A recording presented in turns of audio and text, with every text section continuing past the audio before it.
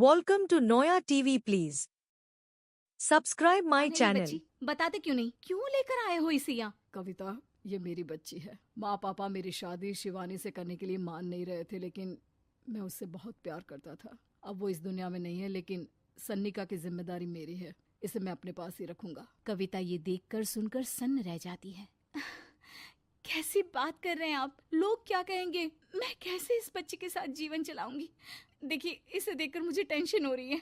आप इसे ले जाइए यहाँ से। मेरी भी तो बेटी है, मैं उसका हक कैसे मार दूं? दिनेश कविता को किसी तरह समझा लेता है। देखो सन्निका, ये आज से तुम्हारी माँ है। इन्हें तुम्हें माँ कहना है।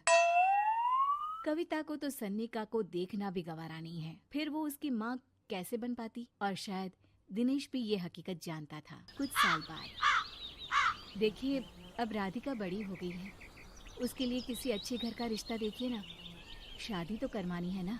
हाँ, लेकिन सन्निका उससे बड़ी है, पहले तो उसकी शादी तय करेंगे ना। जमाना जानता है कि वो एक नाजायज लड़की है, कोई उससे शादी क्यों करेगा? वैसे भी आता है क्या उसे, जो कोई उसे अपने घर की बहू बनाएगा? तभी वहाँ सन्निका आ जाती है। पापा, मुझे स्कॉलरशिप मिल गई है, आगे का सारा खर्चा यूनिवर्सिटी वाले उठाएंगे। मैं कल ही वहाँ हॉस्टल में शिफ्ट हो रही हूँ। लो, सुना दिया ना फैसला। अरे अब क्यों शिफ्ट हो रही हो? पहले ही हो जाती शिफ्ट। दुनिया में यूं कॉलिक तो ना होती हमारी। क्या यार कविता, एक तो खुशी की बात है कि लड़की को कुछ आगे बढ़ने पढ़ने का मौका मिल रहा है, लेकिन नहीं, तुमको तो केवल ताना मारना ही आता है। जाकर देखो शिवानी क्या कर रही है। अरे हाँ, मैं शिवानी को दूध देना भूल गई, वो कैसे उठेगी? कविता को ये सुनकर गुस्सा आ जाता है। हाँ हाँ, अपनी किताबों से फुर्सत मिले तब ना। मेरी बेटी ना कुछ खाए ना कुछ पिए, यही तो चाहती हो तुम। सन्निका, जिसने कभी कविता से बात ही नहीं की थी, क्योंकि वो उसे हमेशा कोसती, वो वहां से बिना कुछ कहे निकल जाती है। खाना तो पूरा बन गया, अब जाकर आराम से पैकिंग करती हूँ, कल वक्त से निकल जाऊंगी। देखिए जी, वैसे तो ये लड़की मुझे एक आंख पसंद नहीं, अपने कमरे में पैकिंग कर रही है। अरे मुझसे तो कभी बात भी नहीं करती। आप साफ साफ बोल दीजिए उसे कि घर से जाएगी तो सारा काम कौन करेगा? उसकी माँ। माँ का नाम सुनकर सन्निका भी वहाँ आ जाती है। नहीं, वो कैसे करेंगी, वो तो मर गई है ना। उस मनहूस औरत को मेरे घर में याद करने की कोई जरूरत नहीं है, समझी? वैसे भी ना होते हुए भी तेरी शक्ल में लगता है कि वो हमारे बीच में ही है हमेशा से। तो ठीक है ना, जब जा रही हूँ तो क्यों प्रॉब्लम हो रही है आपको? सन्निका घर से निकल रही थी। कविता ना चाहते हुए भी सन्निका को रोक लेना चाहती थी, और वजह थी सिर्फ उसकी सोशल लाइफ का डिस्टर्ब हो जाना। किटी में कविता की सहेलियाँ कहती हैं, क्या बात है, तू परेशान सी लग रही है, सब ठीक तो है ना? क्या हुआ, उस सन्निका ने फिर कोई तमाशा किया क्या? अरे नहीं नहीं, चली गई, वो तो ऑक्सफोर्ड की कोई एनजीओ है, उसकी स्कॉलरशिप मिली है। मेरा भाई बता रहा था कि उसका तो फ्यूचर ब्राइट है।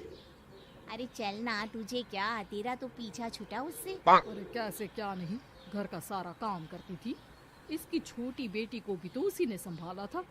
याद है, उसकी छोटी बेटी का जो केस हुआ था, वो भी अपने सर ले लिया था। हाँ, तो बदले में सारा खर्चा भी तो हम लोग ही उठा रहे थे ना। और पता है, वो मुझसे बात भी नहीं करती, जैसे पता नहीं मैं ही उसके माँ के मरने के लिए जिम्मेदार हूँ। अरे खुद को क्यों दोष दे रही है? तूने जो किया शायद कोई नहीं करता। कविता को समझ में नहीं आ रहा था कि उसके साथ ऊपर वाले ने ऐसा क्यों किया। वो शाम को घर आती है। आज तो बहुत खुश होगी तुम, एक बला से छुटकारा मिला ना तुमको। बेचारी की जिंदगी नरक बना कर रखी थी। वो तो कहते हैं ना, ऊपर वाला सब देखता है। देखो, चुन लिया उसने अपना रास्ता। कविता का मन तो करता है कि वो पति को सब कुछ सुना दे, लेकिन सामने सास खड़ी होती है। ये तो है, बेचारे को खाना बनाने से लेकर घर के सारे काम करने पड़ते थे। बाहर का भी कोई काम होता तो वही देखती। अब देखते हैं घर का काम कैसे होता है। तभी कविता की बेटी उसके लिए चाय लेकर आ जाती है। लो माँ चाय। कैसी रही किट्टी? अच्छी थी बेटा, खाने में कुछ बनाया है क्या? हाँ, सन्निका दीदी जैसी ही सब्जी बना दी है, आप रोटी बना लो। और हाँ, कल मैं चली जाऊंगी इलेक्ट्रिक बिल और राशन लाने के लिए। अच्छा अच्छा, पैसे मैं दे दूंगी। सन्निका कार्ड दे गई है ना? हाँ माँ, एक कार्ड तो देकर गई है। अरे चोर नहीं थी वो, मेरे बेटे का ही खून है। पता नहीं कितना घमंड भरा है इसमें। अरे छोड़ो ना माँ, जिसको जो बनना था वो बन ही जाएगा। अच्छा माँ, कल चलना है उसके कॉलेज में, सभी पेरेंट्स को बुलाया गया है। अब कविता तो जाने से रही, तो हम ही साथ चलते हैं। हाँ बेटा, उस बिन माँ की बेटी का है ही कौन।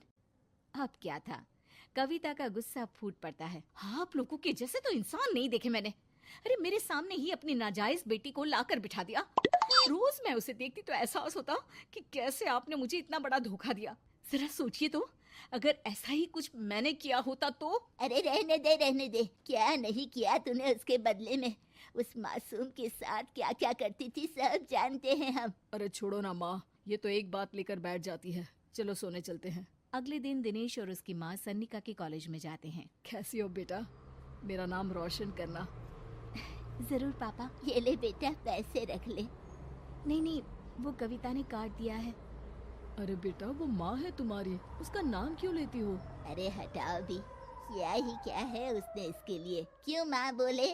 तभी वहाँ सन्निका की टीचर आ जाती है। सन्निका की माँ नहीं आई? जी नहीं, वो घर में बेटी है ना, सबका एक साथ आना तो मुमकिन नहीं था। तो उन्हें भेज देते। हम सभी उनसे मिलना चाहते हैं, मानना पड़ेगा। बहुत अच्छी तरह से पाला है उन्होंने अपनी बेटी को। क्या घर का काम, क्या बाहर का। कॉन्फिडेंस तो कूट कूट कर भरा है। पैसे रुपये के लिए भी इसे किसी का मुंह नहीं देखना पड़ता। स्कूली शिक्षा भी लाजवाब है।